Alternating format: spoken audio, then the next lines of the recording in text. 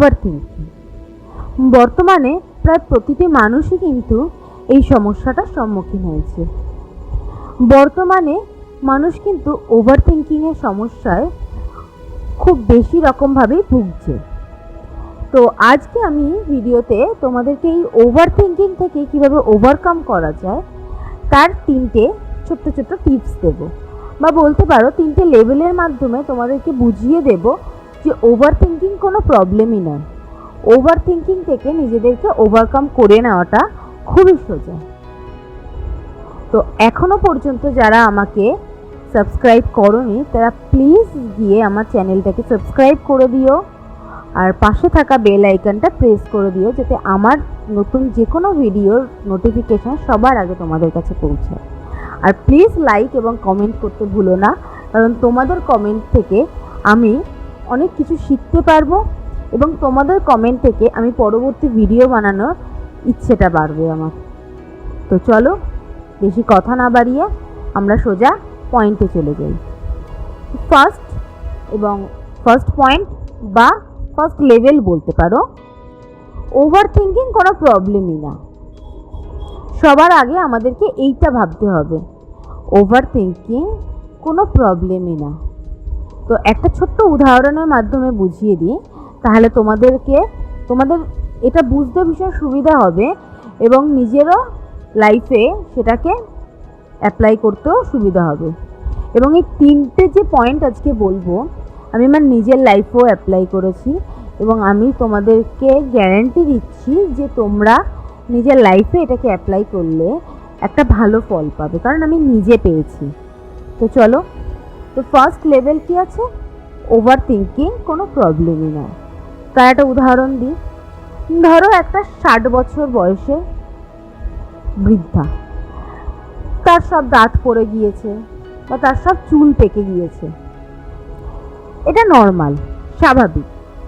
কিন্তু ধরো একটা 25 বছরের ছেলে বা একটা 30 বছরের ছেলে, হঠাৎ করে তুমি দেখছো তার সমস্ত চুল পেকে গিয়েছে, এটা কি স্বাভাবিক?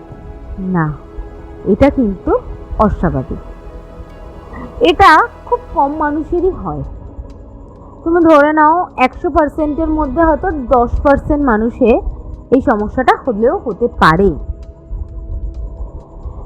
কিন্তু 70%, 80% কি 90% মানুষের কিন্তু ওই 60 বছর বয়সে গিয়ে চুল পাকে বা দাঁত পড়ে।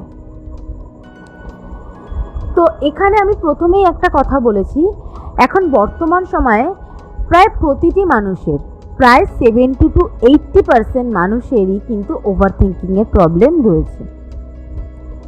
তো যেই প্রবলেমটা 70-80% মানুষের মধ্যে রয়েছে সেটা অস্বাভাবিক নয়, সেটা স্বাভাবিক। এই ওভার থিঙ্কিংটা এখন সবার মধ্যে চলছে, তাই এটাকে স্বাভাবিক ভেবে, এটাকে নিয়ে না ভেবে এটা কোনো প্রবলেমই নয় এইটা ভেবে নিজেকে সেই ওভার থিঙ্কিং থেকে ওভারকাম করে নাও। ওকে, এইটা মনে রাখবে যে ওভার থিঙ্কিং কোনো সমস্যাই নয়, এটা স্বাভাবিক লাইফের মতন, স্বাভাবিক জীবনের মতন এটাও তোমার সাথে ঘটে চলেছে। কিন্তু হ্যাঁ, কিছু কিছু ক্ষেত্রে আমরা একটু কম ভাববো, এটা নিয়ে আমি আসছি অবশ্যই, আমি পরের পয়েন্টগুলোতে বলবো অবশ্যই। তো ফার্স্ট লেভেল কি আছে, আমাদেরকে এটা ভাবতে হবে ওভার থিঙ্কিং কোনো সমস্যা নয়, কোনো প্রবলেম নয়। ওকে, তো চলো এবার সেকেন্ড লেভেলটা জেনে নিই। সেকেন্ড লেভেল কি আছে, আমরা কি নিয়ে ওভার থিঙ্কিং করি। আমরা পরীক্ষা দেওয়ার আগেই আমরা ভাবি পরীক্ষাটা যদি ভালো না হয়, আমি যদি রেজাল্ট ভালো করতে না পারি, আমার বাবাকে আমি কি বলবো, আমার মাকে আমি কি জবাব দেবো, বা হয়তো আমার প্রেমটা ভালো চলছে বাট আমি সেই প্রেমে থেকে, সেই রিলেশনশিপে থেকে আমরা ভাবছি বা আমি ভাবছি ও যদি আমাকে ছেড়ে দেয়, ও যদি আমাকে বিয়ে না করে। কারণ আমরা ভালোবাসি, আমার এর আগের একটা ভিডিও রয়েছে যে আমরা ভালোবাসি তার সাথে একটা নতুন জীবন শুরু করব বলে। ঠিক আছে? তো আমি এখন সেটা নিয়ে কথা বলবো না।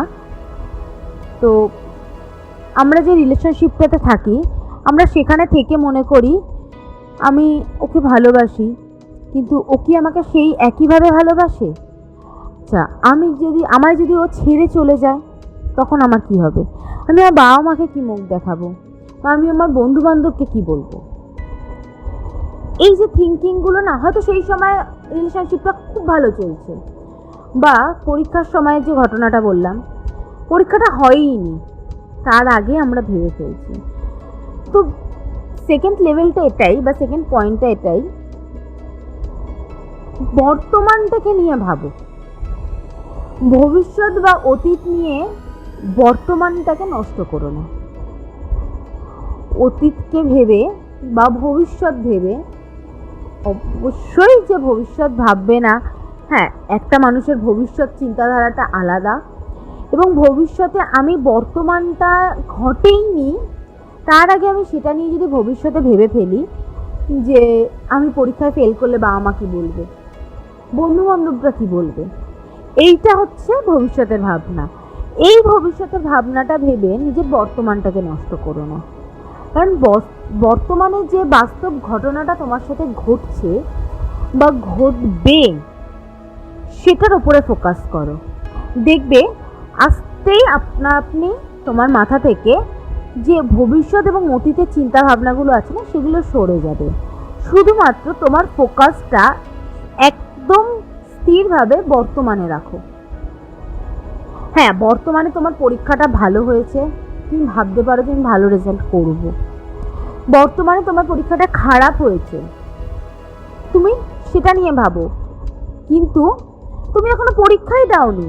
কিন্তু তুমি যদি তারপরে ভেবে যাও যে তোমার পরীক্ষাটা যদি ভালো না হয়, তুমি যদি ভালো রেজাল্ট করতে না পারো, তাহলে কিভাবে মুখ দেখাবে? এটা একেবারেই উচিত না। তাই সব সময় একটাই চিন্তাধারা থাকবে যে বর্তমানটাকে কিভাবে ফোকাস করা যায়। ঠিক আছে? তো ফার্স্ট লেভেল কিভাবে তুমি তোমার ওভার থিঙ্কিং থেকে ওভারকাম করবে, এইটাই ভেবে যে ওভার থিঙ্কিং কোনো প্রবলেম নয়। দ্বিতীয় লেভেল হলো বর্তমানে ফোকাস করো। অতীত বা ভবিষ্যৎ নিয়ে অতিরিক্ত ভাবনা মাথায় না নেওয়াটাই বেটার, মাথায় বেশি চাপ না দেওয়াটাই ভালো। এবার চলে আসে 3 নম্বর পয়েন্ট এবং মোস্ট ইম্পর্টেন্ট পয়েন্ট। এই যে প্রথম একটা পয়েন্টে বললাম না, ওভার থিঙ্কিং কোনো প্রবলেম না, কিন্তু এটা বুঝবো কিভাবে যে ওভার থিঙ্কিং কোনো প্রবলেম না? এটার জন্য একটা ছোট্ট উদাহরণ দিচ্ছি। ধরো আমার হাতটা কেটে গিয়েছে, ধরো আমার হাত থেকে রক্ত বেরোচ্ছে। রক্তটা কিন্তু আমার কারণ নয়, রক্তটা হলো ফলাফল। ঠিক আছে? তো কারণ কি? কারণ হলো হাতটা কেটে যাওয়া। তো আমাদের এখানেও ওভার থিঙ্কিং হলো আমাদের কিন্তু ওই রক্তর মতন। ওভার থিঙ্কিং রক্তের কাজটা করছে, আর কেটে যাওয়াটা কি, সেটাকে নিয়ে আমরা ভাবছি না। কোথায় কেটে গেল সেটাকে নিয়ে আমরা ভাবছি না, রক্ত বেরাচ্ছে আমরা সেটা নিয়েই ভাবছি। তো তাহলে কি হলো? ওভার থিঙ্কিং প্রবলেম নয়, ওভার থিঙ্কিং কিন্তু প্রবলেমের কারণ।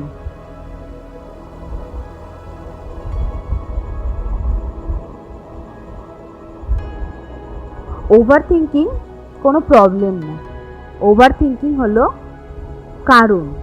রক্ত বেরোনোটা যেমন তোমার ওই কেটে যাওয়াটার ফলাফল, ওভার থিঙ্কিংও হলো তোমার আসল যে প্রবলেমটা রয়েছে, আসল যে সমস্যাটা রয়েছে তার ফলাফল।